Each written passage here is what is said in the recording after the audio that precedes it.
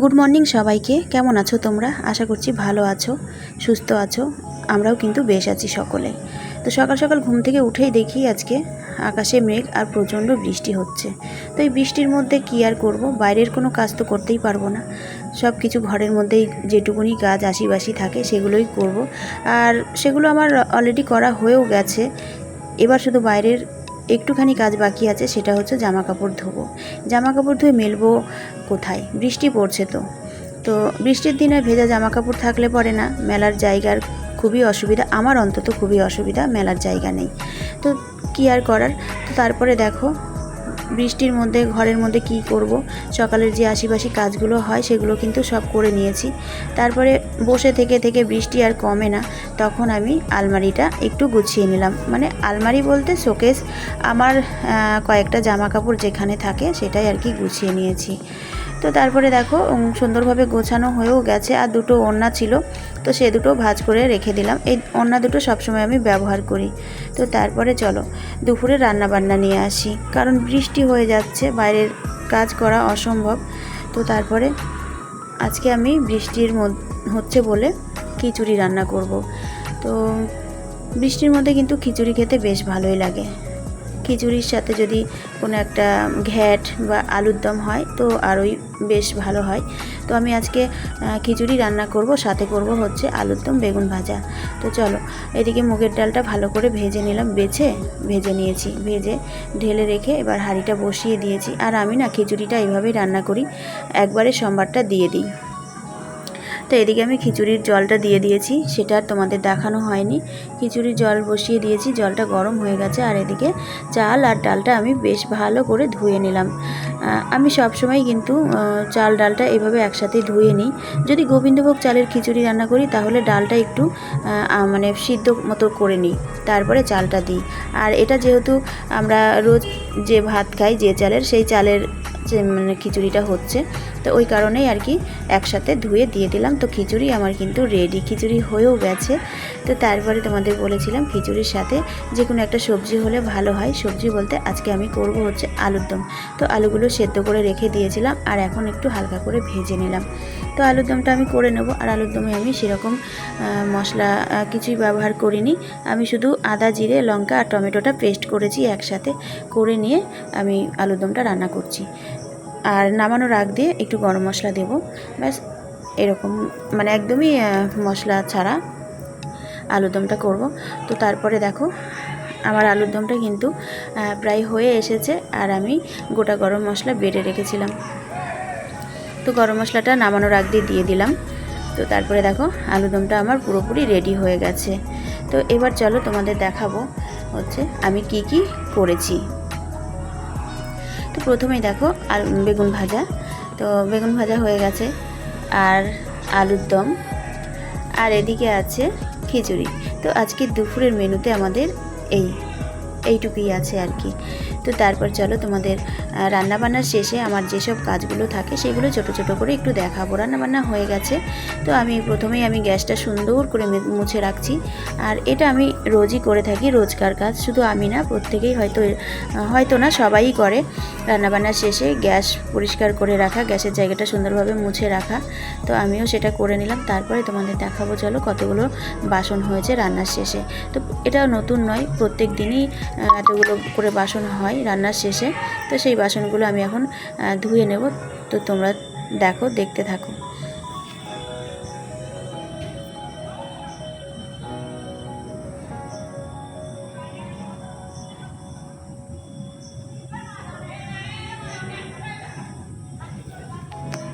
সংসারে কিন্তু সব সময় সব রকম কাজ তোমাদের সঙ্গে শেয়ার করতে পারি না।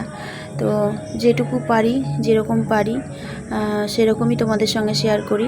আর একটা ভিডিও যখন মানে ক্যামেরায় নিতে যাওয়া হয়, তো তখন কিন্তু ওই ক্যামেরাটা সেট করা বা কোথায় সেট করলে কীরকম হবে, তো এইগুলো করতে গেলে অনেকটা মানে পরিশ্রম করতে হয়। একটা ভিডিও তৈরি যখন আমরা করি, অনেকটা পরিশ্রম থাকে সেই ভিডিওটার পিছনে।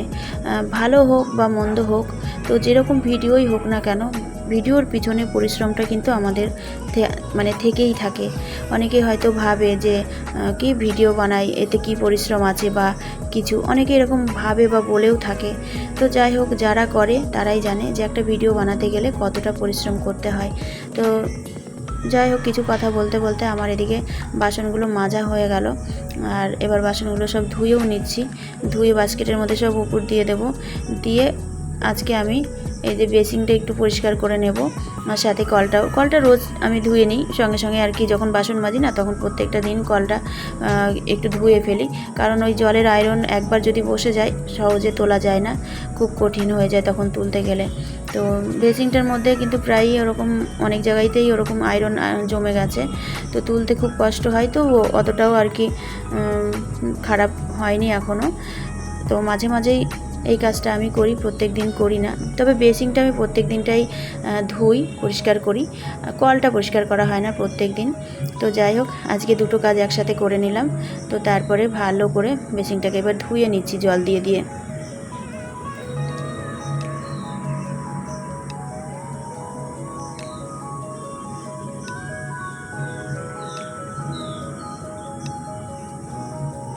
তো তারপর দেখো, রান্নাঘরের সমস্ত কাজ কমপ্লিট করে ছাদে এসেছি জামা কাপড়গুলো উল্টে দিতে, কিন্তু এদিকে প্রচণ্ড মেঘও করেছে।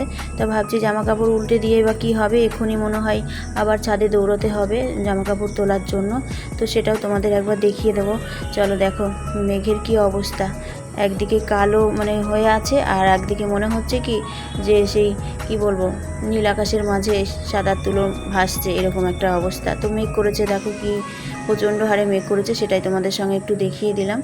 তো তারপরে চলো এবার আমি বেড কভারটা চেঞ্জ করব। তো এই বেড কভারটাই কয়েকদিন আগে কিনে এনেছিলাম, তোমাদের সঙ্গে অন্য আর একটা ভিডিওতে শেয়ার করেছি। তো সেটা দেখো, বেড কভারটা আমি এরকম ডিপ কালারের বেড কভার এই প্রথমবার আমি ব্যবহার করছি। তো যাই হোক, বেড কভারটা কেমন হয়েছে তোমাদের যদি ভালো লাগে অবশ্যই কমেন্ট করে জানিও।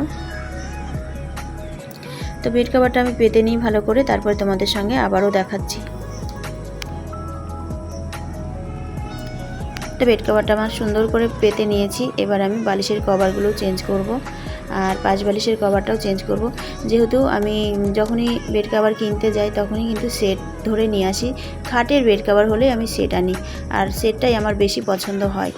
আর এদিকে দেখো আমার মিনিটা বাইরে গেল, কারণ মিনিটা কোনো সময় বাইরে যেতে পারে না, বাইরে রাজা থাকে যেহেতু আমার কুকুর ওটা।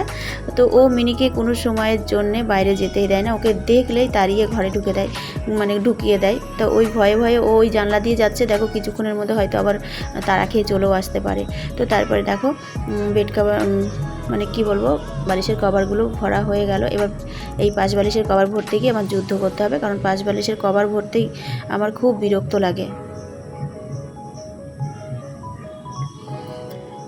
তো চলো এবার পাশ বালিশের কভারটাও ভরে নিই। বেড কভারটা কিন্তু অতটাও খারাপ লাগছে না, দেখতে কিন্তু বেশ ভালোই লাগছে। তো চলো, এই যে যুদ্ধ চালাচ্ছি বালিশের কভার ভরতে গিয়ে, সত্যি করে আমার কাছে মনে হচ্ছে এটা একটা যুদ্ধ।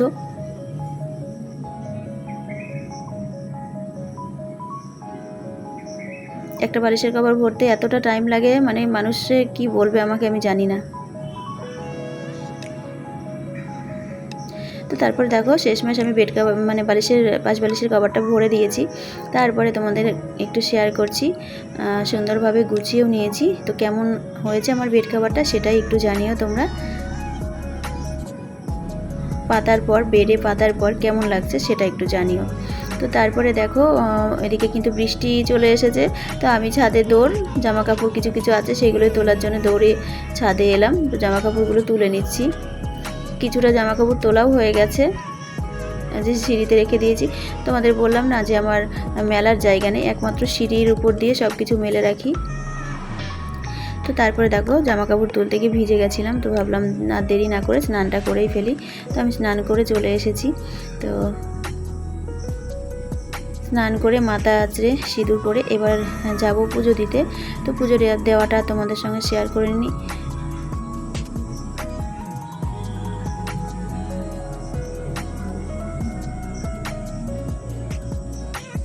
মাথা আঁচড়ে সিঁদুর পরে নিচ্ছি।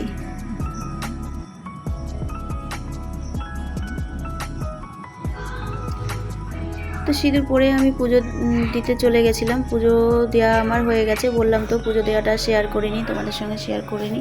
তো তারপরে দেখো সব কমপ্লিট করে এবার চলে এলাম খেতে।